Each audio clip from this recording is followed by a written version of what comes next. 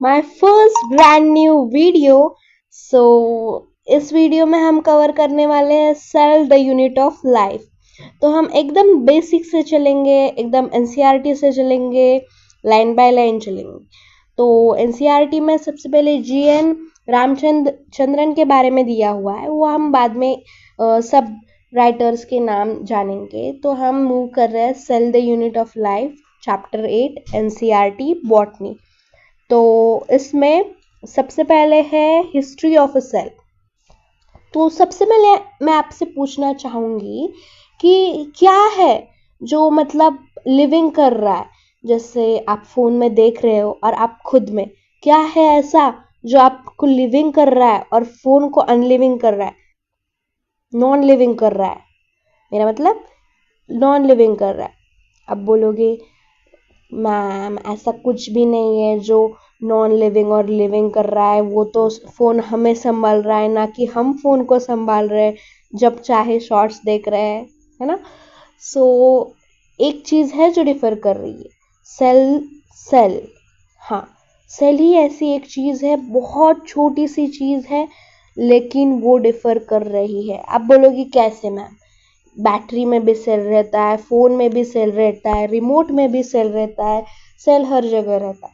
तो नहीं, सेल मतलब मैं यहाँ बात कर रही हूँ एकदम छोटे basic fundamental and structural unit, functional unit, जो छोटे से छोटे फंक्शन आपके तैयार करता है।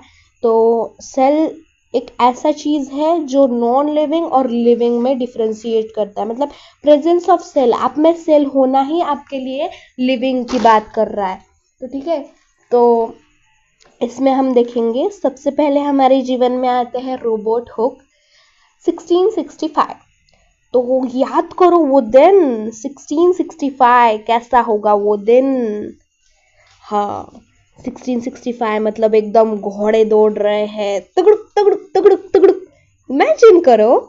और उसके बाद तलवार, झगड़े, लड़ाइया, खून ही खून, सब जगह खून ही खून। तो यहाँ ये बंदा एक कुटिया में रह के एक खंबा की बोतल लेके उसको ऑब्जर्व कर रहा था। अरे बाहर तो लड़ाई हो रही है, लेकिन हमको तो फेमस होना है भाई, तो हम क्या किए कि ऐसा लोग हमारी तरफ देख के फेमस हो जाए। तो इसने एक खंबे की बोतल को ऑब्जर्व किया। इसमें कुछ बात है, कुछ तो देखना पड़ेगा इसमें। क्या ऐसी छोटी चीज है इसमें जो हम में नहीं है, या हम में है जो इसमें नहीं है। मतलब नॉन लिविंग खंबे में है लेकिन लिविंग हमारे में नहीं है, या फिर लिविंग हमारे में है और नॉन लिविंग खंबे में नहीं। तो इसने बॉटल को ऑब्जर्व किया, उसके अंदर एक कोक सा ऐसा लगा हुआ था। कोक सा मतलब वुडन जैसे रहता है ना, शैम्पियन आप पीते हो तो उसके ऊपर एक कोर्क जैसा लगा हुआ रहता है, तो यही है वो। उसने उसको बहुत अच्छे तरीके से काटा, स्लाइस किया, स्मॉल साइज स्लाइस में उसने। और उस समय ऑब्वियसली मैग्नीफाइंग ग्लास ही होंगे, मैग्नीफाइंग लेंस ही होंगे, क्योंकि माइक्रोस्कोप तो होगा ही नहीं, 1665 का समय है भाई। तो उसने ये वाला स्ट्रक्चर ऑब्जर्व किया, ये वाला दिख रहा है आपको।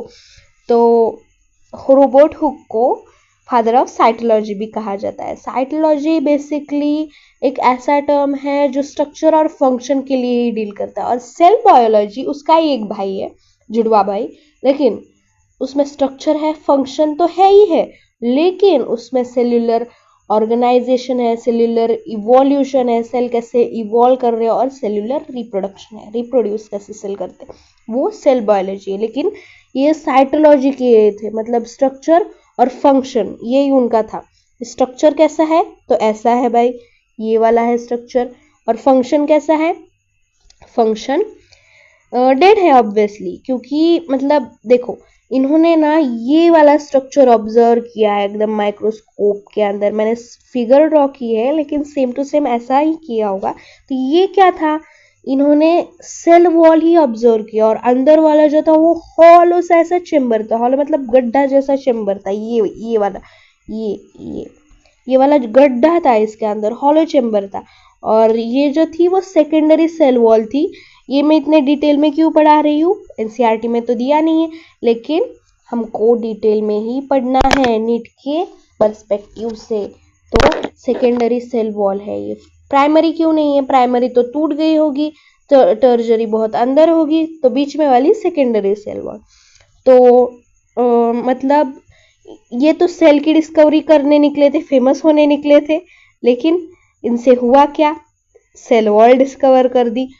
ये इन्होंने डिस्कवरी ऑफ सेल वॉल की है, he discovered the cell wall. तो पहले के ज़माने की साइंटिस्ट थे, ऐसे ही हुआ करते थे, एक्सीडेंटली डिस्कवर करते हैं। अब के अरे दो कुछ तो डिस्कवर करने, तब जाके डिस्कवर होता है। लेकिन पहले के क्या करते थे? पहले के मतलब न्यूटन एक पेड़ के नीचे बैठा हुआ था, अचानक से उसके ऊपर एक एप्पल गिर गया और बूम, ग्रेविटेशनल लॉ आ गया। फिर उसके बाद उसने 3 लॉज पे निकाले, every force has equal and opposite reaction और वो सब।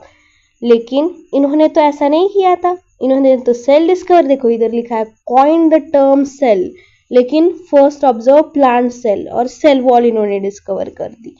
तो he discovered first dead cell, इन्होंने सबसे पहले एक डेड सेल को जन्म दिया, मतलब डेड सेल को डिस्कवर किया। अब देखो डिस्कवर में भी बहुत है, डिस्कवर में है पहले डिस्कवर, इनोशन और रिसर्च। इन तीनों में अंतर क्या है?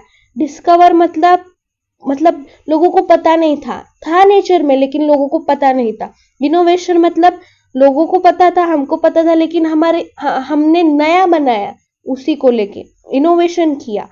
और रिसर्च मतलब कि ना लोगों को पता था, ना मतलब नेचर में था, लेकिन हमने सर्च किया, रिसर्च।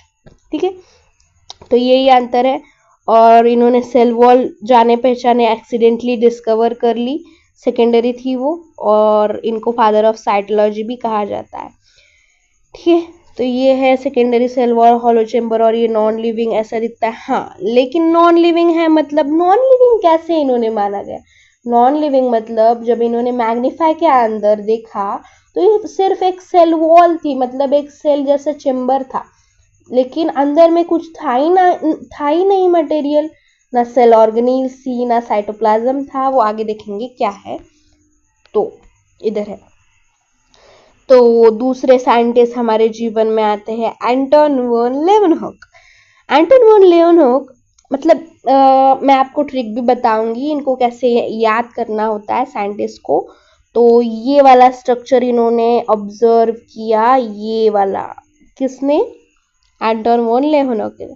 तो मतलब वो भी बहुत क्यूरियस थे, रोबोट हुक की तरह ये भी बहुत क्यूरियस थे। तो observe different types of cell, अपने आजू बाजू में जो सेल होते हैं उन सबको उन्होंने ऑब्जर्व किया और देखा, सैंपल्स लिए उन सब के, जैसे कि प्रोटोजोन्स है हमारे पास, बैक्टीरिया है, स्पर्म सेल्स है, इन सबको उन्होंने बहुत अच्छे तरीके से नज़र किया, नज़रअंदाज नहीं किया। इसलिए हमारे आस पास जितने भी है प्राणी पशु पक्षी, उनको ऑब्जर्व किया करो, न जाने कब आप साइंटिस्ट बन जाओगे। तो first person who discovered living cell, cell तो डिस्कवर किया ही था, लेकिन इन्होंने लिविंग सेल डिस्कवर किया। ठीक है, और ये लिविंग कैसे माना गया भाई? मतलब रोबोट हुक का तो नहीं माना गया, लेकिन एंटन वन लेवनहॉक का लिविंग क्यों माना गया? क्योंकि इसके अंदर एक पार्टिकल्स थे, फ्री लिविंग सेल्स थे। फ्री लिविंग सेल्स क्यों कहा गया? क्योंकि ये मूव कर रहे थे मतलब मोटाइल ये वर्ड आपको बहुत सुनने को मिलेगा एनसीईआरटी में। तो मोटाइल शब्द को तो रट्टा मार दो। तो मोटाइल, एम से मूवेबल, ठीक है, और नॉन मूवेबल। तो ये फ्री लिविंग सेल उन्होंने देखे और फिर उन्होंने नाम दिया इनको एनिमल क्यूल। देखो एनिमल क्यों? क्योंकि ये एनिमल में पाए गए। और क्यूल क्यों? क्यूल मतलब कि बहुत छोटा सा सेल, जैसे मॉलिक्यूल बहुत छोटा, मतलब बहुत छोटा, स्मॉलेस्ट। ठीक है, क्यूल का मतलब स्मॉलेस्ट होता है। तो इन्होंने लिविंग सेल डिस्कवर किया ऐसे ही। और फिर ये रहा उसका लिविंग सेल का स्ट्रक्चर, ये वाला दिख रहा है आपको, ये। ठीक है, तो सबसे बाहर वाली जो लेयर है वो सेल वॉल है, अंदर वाली प्लाज्मा मेम्ब्रेन है, और उसके अंदर साइटोप्लाज्म है, और ये न्यूक्लियस है। ये वाला पोर्शन है, ये व्हाइट व्हाइट दिख रहा है वो न्यूक्लियस है। तो सेल वॉल, सेल वॉल क्या होती है? एक प्रोटेक्टिव लेयर होती है। प्रोटेक्टिव लेयर, जैसे अगर आप एक ब्रांच देखोगे, ट्री बहुत ट्री बड़ी है जैसे कि बनियन टी, पीपल का पेड़, उसको आप देखोगे तो ऊपर से मतलब उसकी जो ब्रांच होती है वो पूरी मतलब ब्राउन हो रही होती है और उसका जो ये है स्किन है वो निकल रहा होता है, लेकिन वो डेड हो जाती है। मतलब ये प्लांट तो ग्रो कर रहा है, ट्री तो ग्रो कर रहा है, उसको लीव्स भी आ रहे हैं अच्छे अच्छे, लेकिन फिर भी डेड हो जाता है उसका ब्रांच, ब्राउन ब्राउन रहता है, डेड रहता है वो ब्रांच। वैसे ही सेल वॉल है। और प्लाज्मा मेम्ब्रेन का सबसे अच्छा एग्जाम्पल मैं देना चाहूंगी कि देखो, प्लाज्मा मेम्ब्रेन क्या करता है? आउटर इन्वायरमेंट और इनर इन्वायरमेंट को बैरियर करता है। बैरियर मतलब कि समझो हमारी स्किन है, हाँ, हमारी स्किन है तो आउटर एयर का इन्वायरमेंट और अंदर की फ्लूइड का इन्वायरमेंट को अलग करती है हमारी स्किन। तो वैसे इधर प्लाज्मा मेम्ब्रेन एक्ट करता है। प्लाज्मा मेम्ब्रेन अभी के लिए मैं बता देती हूँ कि ये सिलेक्टिवली परमिएबल मेम्ब्रेन है, मतलब कि ये सिलेक्टेड पार्टिकल्स को ही अंदर आने देता है, वो अब हम बाद में पढ़ेंगे ही। तो उसके बाद प्लाज्मा मेम्ब्रेन के बाद साइटोप्लाज्म है। साइटोप्लाज्म क्या होता है? ये साइटो का मतलब होता है सेल और प्लाज्म का मतलब होता है फ्लूइड, अंदर का फ्लूइड। तो साइटोसेल, साइटोसोल नाम का एक फ्लूइड रहता है साइटोप्लाज्म में। और ये है न्यूक्लियस, न्यूक्लियस के अंदर बना हुआ है न्यूक्लियोलस। न्यूक्लियोलस भी एक फ्लूइड रहता है जो न्यूक्लियस के अंदर है। मैं इधर चाहे तो लिख लेती हूँ, न्यूक्लियस के अंदर है न्यूक्लियोलस।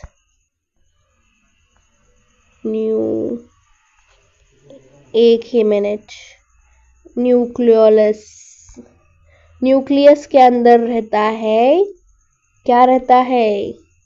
न्यूक्लियस के अंदर रहता है न्यूक्लियोलस। और ये मेम्ब्रेन बाउंड नहीं रहता है, वो हम आगे पढ़ेंगे ही। न्यूक्लियोलस मेम्ब्रेन बाउंड नहीं रहता है। और साइटोप्लाज्म के अंदर वाला फ्लूइड क्या है? साइटोसोल। ठीक है, ओके, तो ये है, तो ये लिविंग सेल है। अब चलो आगे बढ़ते हैं। तो अब आती है हमारे जीवन में सेल थ्योरी। तो सेल थ्योरी क्या है? सेल थ्योरी कुछ ना होके एक बेसिक सी थ्योरी है सेल। अब सेल बेसिकली ना चेम्बर होता है, मैंने तो आपको बता दिया। Cell structural and functional unit of life होता है, बेसिक सा है, मतलब सेल से ही हम बने हैं, सेल से ही हमारी स्किन बनी है, हमारा ब्रेन बना है, सब सेल से बना हुआ है। तो सबसे पहले अब सेल जो है वो एक चेम्बर होता है। चेम्बर मतलब आप जिस रूम में बैठ के पढ़ाई कर रहे हो, मेरा वीडियो लेक्चर सुन रहे हो, वो क्या है? वो एक क्लोज चेम्बर है, क्लोज्ड ऐसा चेम्बर है, जैसे हमारे हार्ट के चेम्बर। अब चेम्बर या फिर कंपार्टमेंट भी बोल सकते हो आप, जैसे कि आप कंपार्टमेंट में रहते होंगे ना, A wing, B wing, compartment, वैसे ही। तो चेम्बर बेसिकली होता है, हमारे हार्ट में 4 चेम्बर होते हैं, ऐसे ही चेम्बर एक क्लोज फिगर रहता है, लेकिन आ जाना हो सकता है कार्बन डाइऑक्साइड और ऑक्सीजन के बीच में। तो ठीक है, तो cell theory, cell theory basically इधर भी 2 साइंटिस्ट है हमारे पास। तो इधर है सेल थ्योरी में सबसे पहले है Matthias Schleiden, 1838। Matthias Schleiden, Schleiden जो थे, अच्छा ठीक है, मुझे एक आपको ट्रिक बतानी थी, एक मिनट। रोबोट हुक, अब साइंटिस्ट, ये 2 साइंटिस्ट हो गए तो इसके बारे में ट्रिक तो जाननी चाहिए, ये तो हमारा हक है मैम।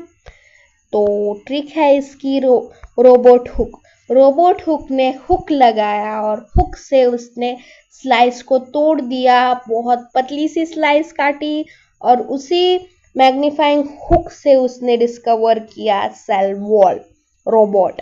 ठीक है, तो रॉबर्ट ब्राउन भी जो है ना, रॉबर्ट ब्राउन भी न्यूक्लियस का डिस्कवर किए थे।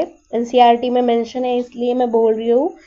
तो रॉबर्ट ब्राउन जो थे उन्होंने भी न्यूक्लियस का डिस्कवर किया था। सेल वॉल का डिस्कवर रॉबर्ट हुक ने किया, हुक लगा के। अब देखो, हुक, रॉबर्ट हुक, हुक के लास्ट में क्या आता है? ई। तो हुक का मतलब क्या होता है? हुक से उन्होंने कोर्क को उछला और स्लाइस काटी पतली सी, और उधर उन्होंने सेल वॉल डिस्कवर किया, और ये अनफॉर्चुनेटली डेड था। ठीक है, अंटोन वॉन लियोन हुक। अब इनके भी आगे हुक ही है, लेकिन ली है ना, ली मतलब क्या होता है? ली है, एल है इनके आगे, एल से ली, एल से लिविंग। लेकिन हुक के आगे लिविंग है क्या? नहीं, इसलिए वो डेड है, डेड सेल डिस्कवर की। लेकिन लियोन हुक के आगे ली है, तो उन्होंने लिविंग सेल डिस्कवर किया। ठीक है, अब चलते हैं, आगे बढ़ते हैं। तो सेल थ्योरी में सबसे पहले आते हैं दो साइंटिस्ट ने मिलके, मतलब भाई भाई तो नहीं बोल सकते, लेकिन दो अच्छे साइंटिस्ट थे, मैथिस शिल्डन 1838 और थियोडर श्वान 1839। तो आप बोल रहे होगे, ओ माय गॉड, इतने बड़े नाम हम कैसे याद करें? तो मैथिस शिल्डन जो थे, वो शिल्डन, देखो मैं इसमें क्या बोलना चाहती हूँ कि आप एक का नाम याद करो और एक का नाम एकदम भूल ही जाओ। भूल जाओ मतलब पूरा नहीं, लेकिन भूल जाओ। तो इधर मैं याद करवाना चाहूंगी आपको थियोडर श्वान का नाम, थियोडर श्वान, यस, इसका नाम। क्यों? क्योंकि देखो, श्वान बेसिकली होता क्या है पता है? श्वान मतलब एक डॉग होता है, डॉग, श्वान। ठीक है, और डॉग क्या है? एक एनिमल है। एनिमल है मतलब ऑब्वियसली जूलॉजिस्ट होंगे, है ना?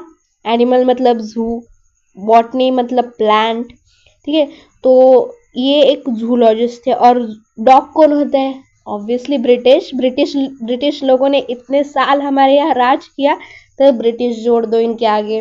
और इनका 1839 में ये हुआ। 39 क्यों? क्योंकि श्वान के आगे डबल एन है, इसलिए 9। और श्लिडन के आगे क्या है? एक ही एन है, तो इनके बीच में अंतर क्या है? 1838 9। तो 9 के पहले क्या आता है? ये याद रखना है बस। श्वान जो है वो शिल्डन जो है वो श्वान से पहले है, 1 साल पहले। ठीक है, तो मैथियस शिल्डन और ब्रिटिश जूलॉजिस्ट तो याद कर लिया, तो जर्मन बॉटनिस्ट याद करने में कितना समय लगता है? तो जो शिल्डन थे वो बॉटनिस्ट थे, तो ऑब्वियसली प्लांट के बारे में ही बोलेंगे। तो इन्होंने बोला कि all plants are made up of different kind of cell, जो कि टिश्यू फॉर्म करता है। तो यहाँ मैं बताना चाहूंगी कि सेल से मिलके क्या बनता है? सेल से मिलके बनता है टिश्यू मैडम। टिश्यू से मिलके क्या बनता है? टिश्यू से मिलके बनता है ऑर्गन। ऑर्गन से मिलके क्या बनता है? ऑर्गन से मिलके बनता है ऑर्गन सिस्टम। और ऑर्गन सिस्टम से मिलके क्या बनता है? ऑब्वियसली हम, है ना, एक ऑर्गेनिज्म। ठीक है, एक ऑर्गेनिज्म बनता है। तो सेल से टिश्यू, टिश्यू से ऑर्गन, ऑर्गन से ऑर्गेनिज्म, ऑर्गन सिस्टम से ऑर्गेनिज्म, मतलब बॉडी। तो सबसे पहला क्या है? सेल। उसके बाद हम टिश्यू के बारे में पढ़ेंगे ही। तो इसको ऐसे याद करो कि सबसे पहले क्या है? सबसे बेसिक क्या है? रेसिपी में है मसाले, मसालों के बाद है टिश्यू। टिश्यू का मतलब होता है कि तेल वगैरह, सेल्स मतलब इंग्रेडिएंट्स जिससे मिलके हम बनते हैं। उसके बाद टिश्यू मतलब उनको इकट्ठा कर लो, मसाले एक साइड में, सब्जी एक साइड में, तेल एक साइड में, और टिश्यू। और ऑर्गन मतलब सेम मसाले एक साइड में, ऑर्गन सिस्टम, वो सेम मसाले एक साइड में क्या क्या काम करते हैं। और ऑर्गन सिस्टम से मिलके सारी रेसिपी, जैसे कि सब्जी या फिर बिरयानी या फिर चिकन। ओके, तो इधर है मैथियस शिल्डन जो कि बोलते हैं कि सेल्स से बहुत सारे डिफरेंट काइंड ऑफ सेल्स से मिलके टिश्यूज बनते हैं प्लांट के। बॉटनिस्ट से तो प्लांट ही याद करना है, लेकिन श्वान के बारे में ऐसा नहीं है। श्वान बहुत ब्रॉड माइंडेड थे और इन्होंने एनिमल सेल्स के बताया एनिमल सेल के बारे में, लेकिन प्लांट सेल के बारे में इन्होंने एक पॉइंट बताया। तो थियोडर श्वान पे आते हैं। तो इन्होंने एनिमल सेल में बताया कि ऑब्जर्व किया इन्होंने कि एनिमल सेल जो है वो उनके साइड में आउटर लेयर जो है वो बहुत थिन लेयर है। आउटर लेयर थिन लेयर है, बहुत थिन सी लेयर से बनी हुई है, जिसको आज के टाइम में प्लाज्मा मेम्ब्रेन बोलते हैं। मैंने आपको एग्जांपल दिया नहीं था, आउटर इन्वायरमेंट और इनर इन्वायरमेंट, इनके बीच वाला जो बैरियर है वो स्किन है, जैसे कि प्लाज्मा मेम्ब्रेन है। तो और इन्होंने और एक बताए, जूलॉजिस्ट थे तो एनिमल के बारे में बताएंगे, लेकिन प्लांट के बारे में इन्होंने क्या बताया, तो प्लांट के बारे में इन्होंने बताया कि cell wall is a unique character of a plant cell. Cell wall क्या है, यूनिक कैरेक्टर है प्लांट सेल की। Cell wall is a unique character मतलब क्या, कि जो प्लांट यूनिक मतलब क्या होता है, जो तुम में है वो मुझ में नहीं, जो मुझ में है वो तुम में नहीं। यूनिक कैरेक्टर, हर के पास एक एक्स फैक्टर होता है। जैसे प्लांट सेल के पास एक्स फैक्टर है सेल वॉल, एनिमल सेल के पास वो नहीं है, लेकिन एनिमल सेल के पास भी सेंट्रियोल है जो कि प्लांट सेल में नहीं है। तो प्रेजेंस ऑफ सेल वॉल है वो यूनिक कैरेक्टर है प्लांट सेल में, एनिमल सेल में वैसा नहीं है। लेकिन एनिमल सेल में सिर्फ प्लाज्मा मेम्ब्रेन है जो कि आउटर लेयर है। तो श्वान ने सिर्फ आउटर लेयर पे ही ध्यान दिया, आउटर जो लेयर थी उस पे ही ध्यान दिया। तो मैं इधर भी लिख सकती थी, लेकिन मैंने नहीं लिखा। ये मैंने क्या कर दिया इधर, एक मिनट, इसको हम अच्छे से लिखते हैं इस साइड में, ठीक है। हाँ, सेल से मिलके बनता है टिश्यू। इसको हम और एक एग्जांपल से समझ सकते हैं कि सेल मतलब एक ए है, ए से बन के क्या बना, A E I O U. A E I O U vowels है, इसको टिश्यू बोल सकते हो। इससे मिलके क्या बना, एक वर्ड बना, ठीक है। वर्ड बनने के बाद क्या बना, ऑर्गन बना। ऑर्गन मतलब एक सेंटेंस बना। सेंटेंस बनने के बाद क्या बना, ऑर्गन सिस्टम बना, मतलब पैराग्राफ बना, ठीक है ना। सिस लिख देती हूँ।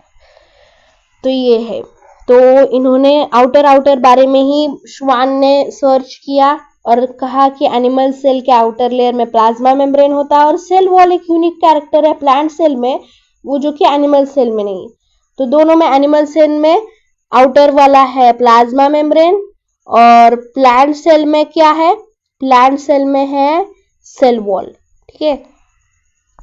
तो श्वान का एक हाइपोथेसिस भी था। हाइपोथेसिस मतलब उन्होंने एक बहुत अच्छी लाइन बोली जो सबने सुनी कि all plants and animals are composed of a cell. ये है कि मतलब यूनिक कैरेक्टर है, लेकिन इन दोनों में एक कॉमन है। क्या चीज है, जैसे तुम में और मुझ में एक कॉमन है कि क्या, हम एक ह्यूमन बीइंग है। एक एक्स फैक्टर अलग हो सकता है, लेकिन बेसिक क्या है, मानव है। सबसे पहले मनुष्यता। तो सबसे पहले इधर सेल्स है, ये compose of cells, made up of cells. आप भी सेल से बने हुए हो, मैं भी सेल से बनी हुई है। तो प्रोडक्ट ऑफ सेल्स, बहुत सारे सेल्स मिलके बने हुए हैं। तो हम मल्टी सेल्यूलर, ऑब्वियसली बहुत सारे सेल से मिलके। तो एक ड्रॉबैक निकला। ड्रॉबैक मतलब कि एक अधूरी कहानी निकली। क्या थी वो अधूरी कहानी, तो वो थी कि मतलब ये सेल्स तो कंपोज ऑफ सेल से बने हुए हैं, लेकिन ये न्यू सेल कहाँ से फॉर्म होता है, मतलब एक के बाद दूसरा सेल कैसे आता है। हम सब तो बहुत सारे सेल से बने हुए हैं, लेकिन सेल का रिप्रोडक्शन, डिवीजन कैसे होता है। तो चलो बढ़ते हैं आगे। तो ये है रुडोल्फ विर्चोव, जिसने फाइनल स्टेटमेंट दिया सेल थ्योरी का, और श्वान का और शिल्डन का दोनों की समस्या दूर की और समाधान निकाला। तो सबसे पहले विर्चाव मतलब रुडोल्फ विर्चाव, लास्ट में क्या है, चाव है। तो ये चाव चाव चाव चाव करते रहते हैं और चाव चाव में ही इन्होंने निकाला एक स्टेटमेंट जो कि था ओमनिस सेल्यूला इस सेल्यूला, ऐसे ही बोल दिया नहीं, उन्होंने बोला कि सेल्यूला इस सेल्यूला, मतलब सेल्यूला का मतलब होता है एक सेल और इस सेल्यूला मतलब उसका पेरेंट सेल, मतलब एक सेल है वो पेरेंट सेल से बना हुआ है। आप कैसे बने? पेरेंट से। पेरेंट कैसे बने? उनके पेरेंट से, मतलब सेल से सेल बना, सेल से सेल बना। All cells arise from pre existing cell, पहले के सेल से। हम कहाँ से ये हुए? हम भी तो एक सेल है। अच्छा ठीक है, आप सेल मान के देखो अपने आप को, आप कहाँ से आए? पेरेंट से। पेरेंट क्या है? प्री एग्जिस्टिंग सेल है। वो कहाँ से आए? उनके प्री एग्जिस्टिंग सेल से। तो फाइनल स्टेटमेंट दिया कि न्यू सेल्स कैसे फॉर्म होते हैं? Pre existing cell. अब आप बोलोगे कि प्री एग्जिस्टिंग सेल्स आते कहाँ से? तो सबसे पहले हम ओशन से जन्म लिए, ओशन वाटर से हम लैंड पे आए, लैंड से फिर सेल्स डिवाइड हो गए। तो मॉडिफाइड सेल थ्योरी फाइनली क्या निकली कि मॉडिफाइड सेल थ्योरी निकली, जिसमें फाइनल शेप में रुडोल्फ विर्चॉव ने बोला कि all living organisms are composed of cell and product of cell. हम सब सेल से मिलके बने हुए हैं और प्रोडक्ट ऑफ सेल्स, हम मल्टी सेल्यूलर है इसलिए, और सब सेल्स प्री एग्जिस्टिंग सेल्स से ही आते हैं। 1855 याद कर लेना, क्योंकि 1838 के बाद 1839 और 39 के बाद 55। ठीक है, तो ये रहा हमारा लेक्चर। तो मिलते हैं आगे के पार्ट में, तब तक के लिए tata bye bye, see you.